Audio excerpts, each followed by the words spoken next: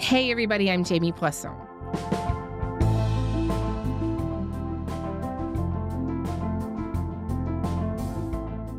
The image of American tech titans front and center at Donald Trump's inauguration, Zuckerberg, Bezos, Elon, it's hard for me to get out of my head. Mostly because it so in-your-face captures the rightward shift in politics and culture that's happened in recent years. Here at home, Canadian tech leaders have also been making this move to the right, and some of them have been part of a project to develop a roadmap for their vision of this country. Today on the show, I want to talk about the similarities and differences between what's happening here and in the US, and why some of Canada's most powerful millionaires and billionaires say they feel betrayed by the Liberals and excited about Pierre Poilievre and the Conservatives. Catherine McIntyre is a reporter with The Logic. She recently published this great piece that dives into all of this and more. Catherine, hey, it's great to have you on the show. Hi, Jamie. Great to be here. So let's start where you begin your reporting with this WhatsApp group titled Build Canada that you have reported includes some of this country's most high-profile leaders in the technology sector. I know that shortly after your story was published, they turned the group into like a website. But can you talk to me about who was in that original group and the kinds of things that they were discussing in it? Yeah. So my colleagues and I learned last month about this group of tech entrepreneurs that was essentially drumming up policy ideas meant to influence the next federal government. So folks kind of, brainstorming these ideas were people like Shopify CEO Toby Luque, and some of his fellow Shopify executives. There was John Ruffalo, a prominent Canadian tech investor. We have a government that's not at work. We're doing a sideshow while we have the most significant risk to the Canadian economy that I've seen in my entire career. And dozens of other entrepreneurs and investors. And just tell me more about, what their vision was for the country and now this website. Like, what's the purpose of this website? Yeah, so we were told initially before this website had launched that they were effectively coming up with ways to make Canada a better place, which is very vague. But, given the members of the group, it's not surprising that they were really focused on creating a more business-friendly environment in Canada. But they were also discussing things like immigration and transportation and healthcare, kind of a range of topics. And beyond just kind of thinking of discussing ways to improve the country and all these different kind of industries in Canada, they were really trying to find a way to create policies and get them implemented ultimately. I know that they have said, or some of them have said, that this Build Canada project is nonpartisan, but do you think that that's like an honest framing of it? I mean, it is nonpartisan in the sense that anyone, any political party, any lawmaker can look at this website and pull ideas from it.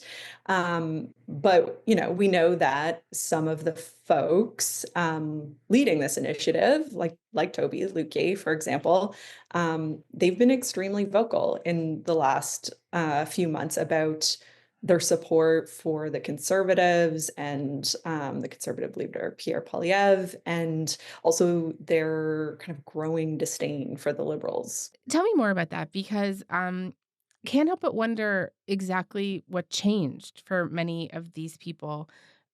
Is it fair for me to say that many of them had pretty long-standing and public affiliations with the federal Liberal Party and Justin Trudeau personally? Anyone out there who ever said snowboarders can't amount to anything, Toby and I get to be the counterexample on that. Toby, for example, but a bunch of them, right? Yeah, that's totally fair. If you go back a decade to when the Liberal government was first elected, Canada's tech community was really hopeful. They were really excited about this new leadership. The government was talking a lot about innovation at the time. They were saying things like the future success of all Canadians depended on it. They were setting aside lots of money to boost innovation and, support venture capital investing in the country. kind of the one big thing, or one of the big things that the government did that really encouraged these tech sector leaders was set up these economic strategy tables, which were led by business and tech folks that were essentially meant to produce policy ideas for the Liberal government on a range of industries in Canada. So there was, really this sense early on of an allyship and a collaboration between the Liberals and the tech sector.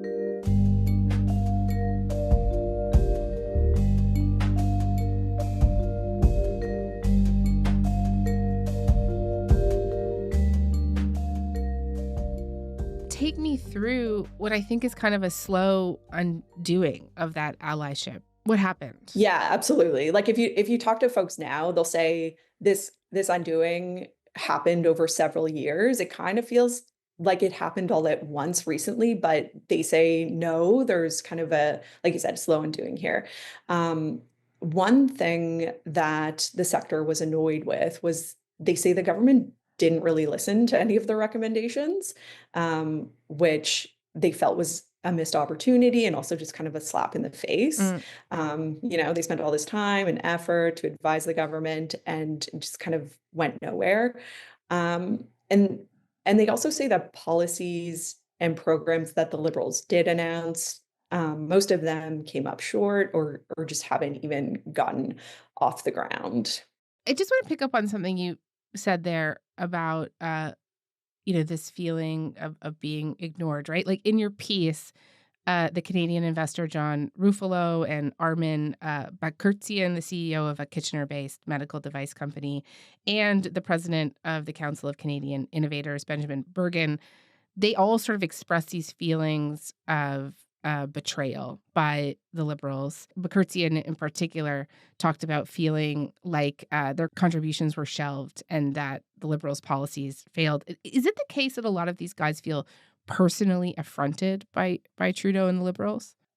Yeah, that was a sentiment I heard a lot. And I think kind of the clearest example of this was with the capital gains tax increase announcement that the Liberals made in the April budget. If you'll recall that this was, a proposed change on the capital gains inclusion rate. It's now been paused, but essentially it would increase the amount of tax that people would pay on the profits from an asset sale. And this would mainly affect Canada's wealthiest people and business people, entrepreneurs, investors. They absolutely hated this idea. And they frankly found it personally insulting. And they pointed to this as the thing that proved in their minds that the Liberals were no longer on their side. They said that, increasing this tax was an attack on business and innovation, almost more of a symbolic attack on business and innovation than a real one. And that, they said, was kind of the nail in the coffin.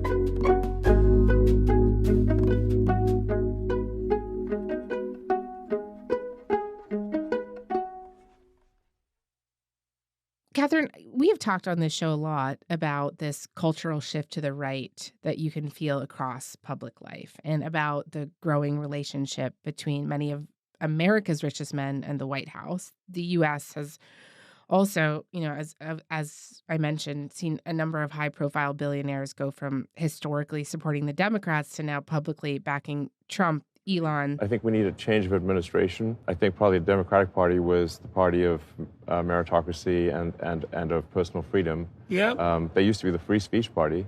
Yeah. And these days they seem to be the censorship party under the guise of hate speech. So weirdly, in my view, the Republican Party is actually the party of that's the meritocracy party. Mark Andreessen, Ben Horowitz, who run a venture capital firm together. The American hedge fund manager, Bill Ackman. 20 things that Kamala Harris has said in the past, it's all anathema to business and to free markets and to the filibuster and to the rule of law and to the border. And they're all afraid to even say, well, she didn't mean any of it.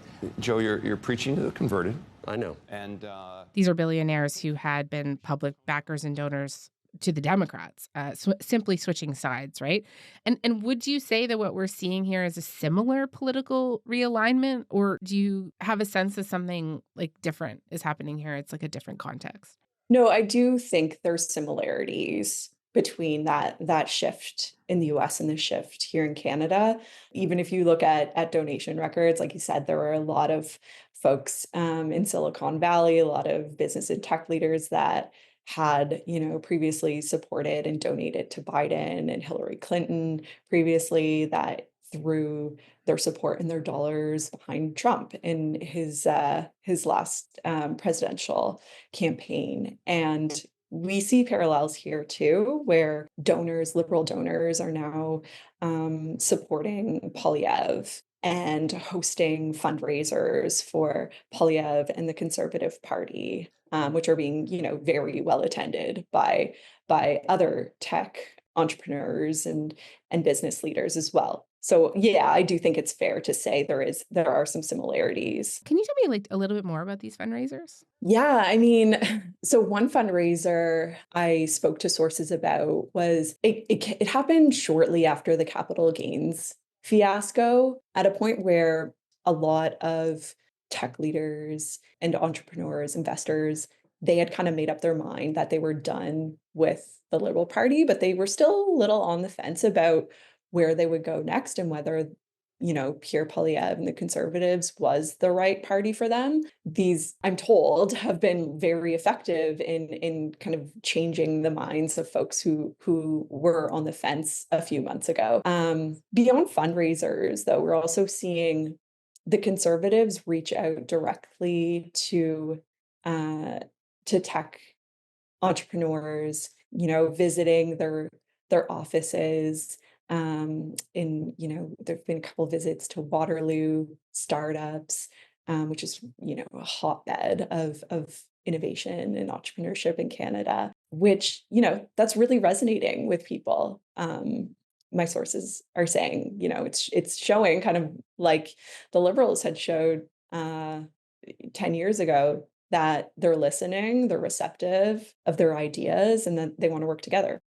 We've talked about this kind of blurring of lines between private and public power in the US. You have private citizens worth hundreds of billions of dollars overseeing quasi-government departments that are, it seems, not subject to congressional oversight. Is this something that Canadians should be worried about at home when they hear that there are groups of Canadian millionaires and billionaires mapping out a future for this country?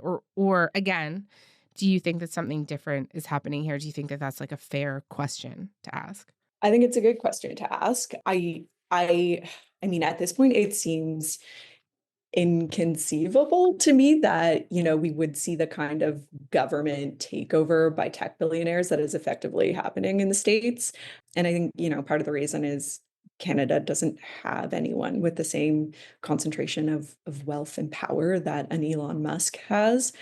But what's happening now in Washington, that level of influence by private sector billionaires, calling this shots on things that will directly benefit them, that's unprecedented there too. I don't think people predicted that would happen.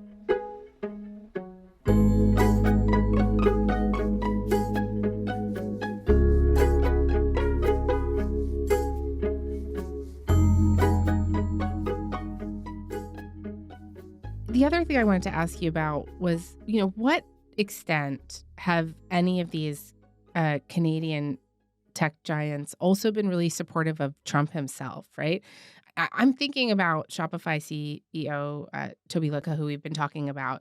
So after Trump announced the blanket tariffs on Canada, he tweeted essentially against Canada fighting back with counter tariffs. And he's been supportive of Trump's arguments that we haven't been done enough on the border or done enough to internally fight gangs and fentanyl. A lot of people see Trump's arguments on that as sort of a red herring. But what kind of reaction has Toby gotten for remarks like that? And are we seeing other leaders in this field, sort of come out in supportive or quasi-supportive ways for Trump. Yeah, I think Toby's definitely the most vocal and open about his, I don't know if you want to call it support or at least sympathy for Trump's position, various positions on things like the tariffs and his rationale for the proposed tariffs. Beyond, being kind of, as you said, quasi-supportive of Trump, there is blatant, very enthusiastic support for Elon Musk from many of Canada's tech leaders, many of the folks in this Build Canada initiative. So, indirectly supporting Trump through Elon Musk. If you go on any one of these guys' Twitter feeds, they're full of praise for Musk and his ideas and what he's doing in Washington. We've also seen from a lot of these tech guys or powerful business guys in the U.S. a cultural shift to the right. So Elon Musk, of course, posts in opposition to diversity, equity, and inclusion and trans issues. He rails against wokeness. The Democrats are also promoting DEI, which is really just another form of racism and sexism. The reason it's called dead naming is because your son is dead. So my son Xavier is dead, killed by the woke mind virus. All right, so I vowed to destroy the woke mind virus after that. But also Bill Ackman, who we mentioned earlier, he kind of led the charge on the campaign to fire former president of Harvard University, Claudine Gay. Harvard president Claudine Gay has announced she is resigning from office. Dr. Gay has been facing increasing criticism over her response to anti-Semitism on campus. And this is not just a Harvard problem. And it's an NYU problem. It's a University of Pennsylvania problem. The more I examine the issue, the more woke, the more left-leaning the institution, the more anti-Semitism, which is a very unfortunate thing. You have talked about how this Build Canada project was really about policies around innovation and business, but do we have a sense of how much any of these guys are animated by other interests, like the culture wars? Yeah, I think it does go beyond just business and innovation policy in some respects. And for some people, I wouldn't say all of the Build Canada members would feel this way. But again, if we're talking about the most vocal ones, they have said that they are inspired by kind of the vibe shift in the States. Some of the sources I spoke to for this story said so to me, explicitly, and this cultural movement away from wokeness, kind of like a rejection of political correctness and, as you said, things like diversity and inclusion. I think they are, by throwing their support behind the Conservatives, they're latching onto a party in Canada that I think would be more receptive of these ideas than the Liberals would be.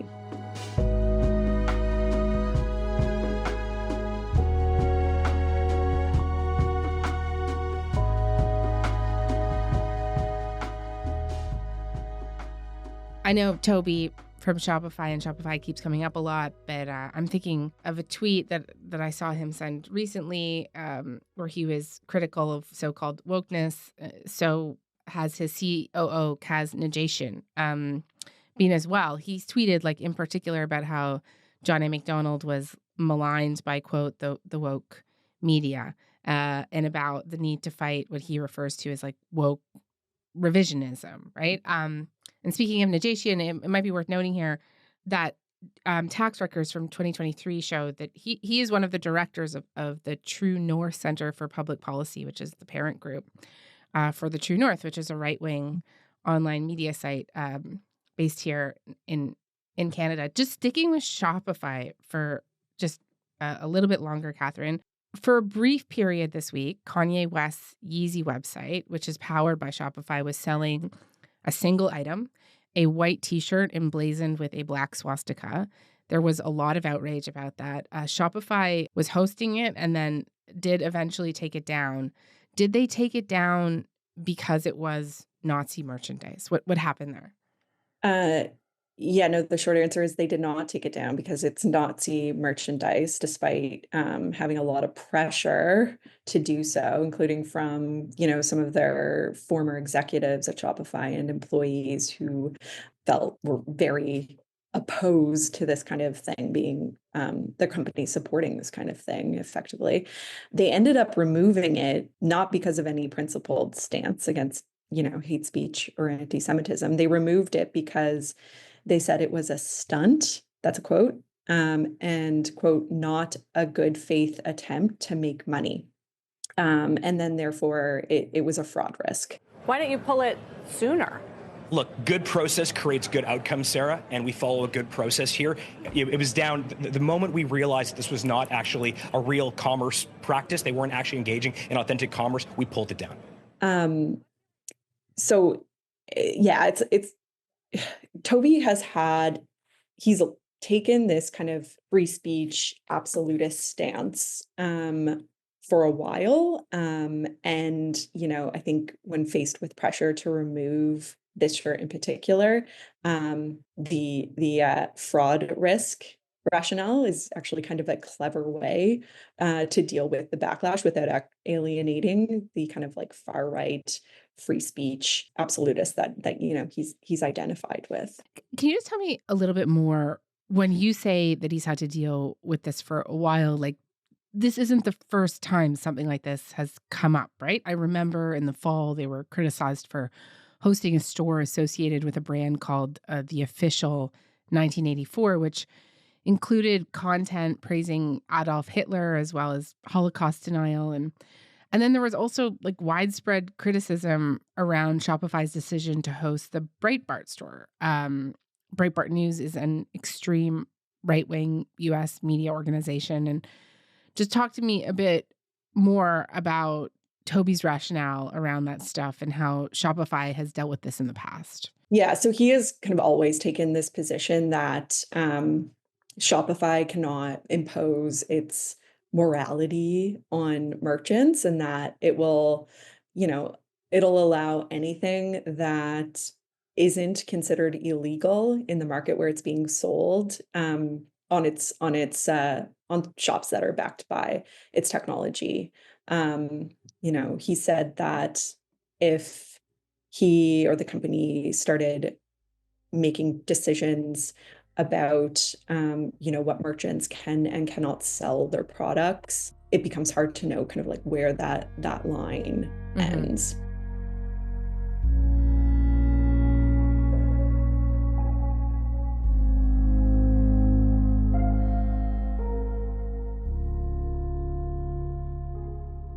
Just if we could come back to this Build Canada project here, created by some of the country's richest people.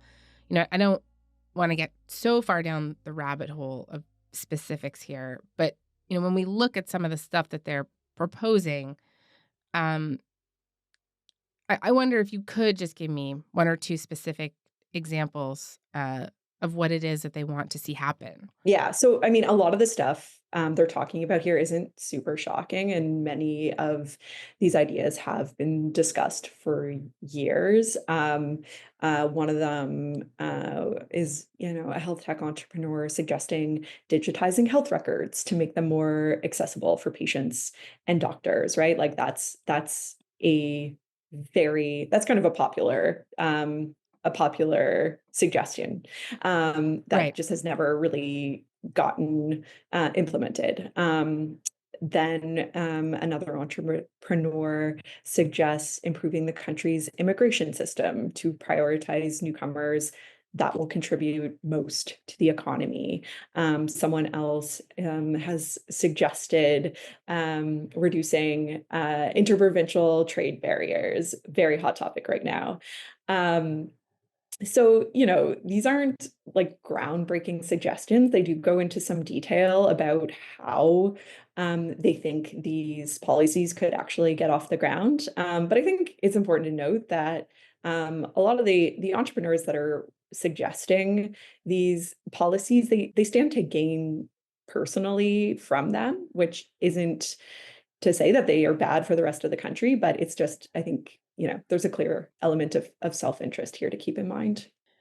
We talked earlier about how a lot of these guys are moving towards the Conservative Party, and that the Conservative Party has been doing quite a bit of outreach with them.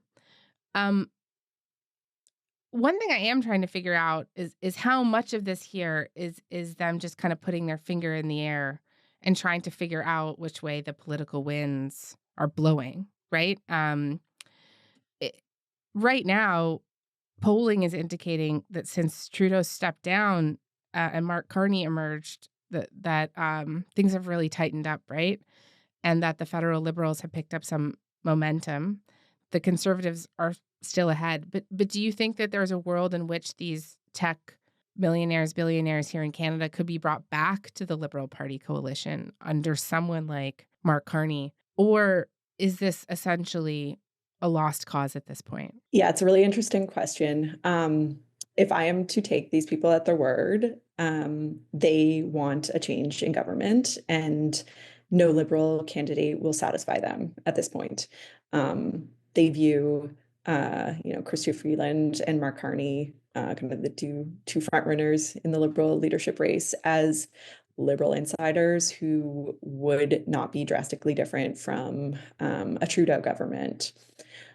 But, as you said, the polls have been narrowing, and if these people want influence to power and policy, they'll want whoever's in government to listen to them. And I think, they view the Liberals as being less receptive to their ideas, certainly around things like smaller government and lower taxes than a Conservative government would be. But yeah, it would be in their interest to, again, try to work with the Liberals if they end up winning the next election, if influence and power, as I said, is their goal here. Okay. Catherine, this is great. Thank you so much for coming by. Thanks, Jamie.